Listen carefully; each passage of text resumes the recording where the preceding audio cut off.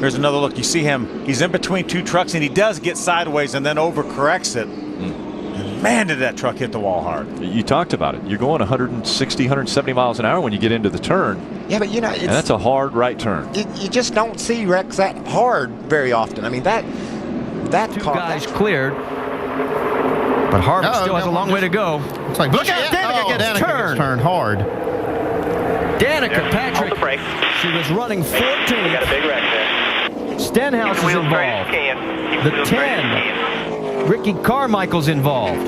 Sponsor was on the side of that truck, and also he'd like to think. Oh, Hornaday's in the wall. Hornaday into the wall in the backstretch. Now Ricky Carmichael also in the 4, spinning. The 51 of Eric Almirola caught up in this. There's Johnny Benson in the 95 trying to avoid.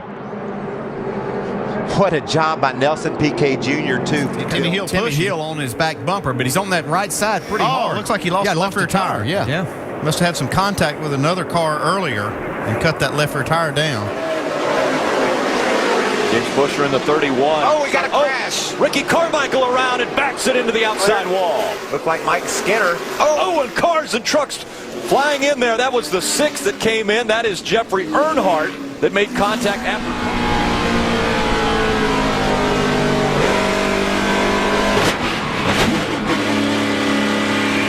As you mentioned, back in the throttle. Wide open. Wide open. Now hits the inside wall again, more than likely, no brakes.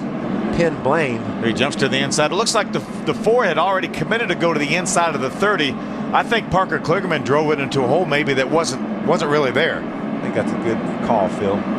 You know, and another thing, when you drive into a hole, it doesn't matter if it is late in the race. If somebody closes it. Right now, still 4 remaining, but Bodine trying to make his move to the outside, and we have trouble on the back straightaway. Problems for the 14 and the 5. Now they all bottle up behind them. The 16's into the wall. Hornaday, your championship leader, is into the wall. A lot of damage on the back stretch. Oh, and Max Pappas gets into the 5 of Mike Skinner. In the races, he's been able to get to the end.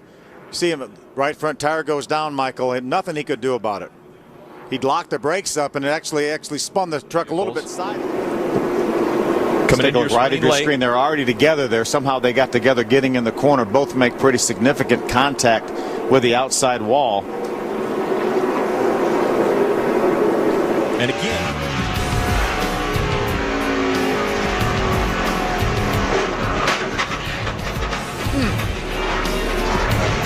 Well, it didn't come to a rest, did it? It came to an abrupt stop. He hit it hard on the inside wall as well, it looks like. You see top of your screen. Of course, he's not in control of the truck at this point. He's just going wherever it wants. Probably didn't have any brakes at that. And there's the contact with the inside wall. So that's the reason. Just watch for Ricky Carmichael right up your screen. It looks like he just got a little bit loose. Got a little bit too high, overcorrected, hard in the outside wall.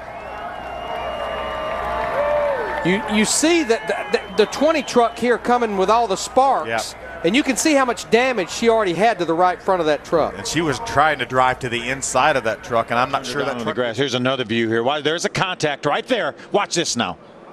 What if you're James Buescher, 18 years old, racing for the lead at Daytona, and get taken out by a veteran? That's got to make you scratch your head. He's the one that's supposed to make the mistake. He's not going to help him. But man, he is taking a step. Oh, problems behind him. Into the wall goes the 4. Terry Cook's going to hit the inside wall. Inside wall. Those two pinched together.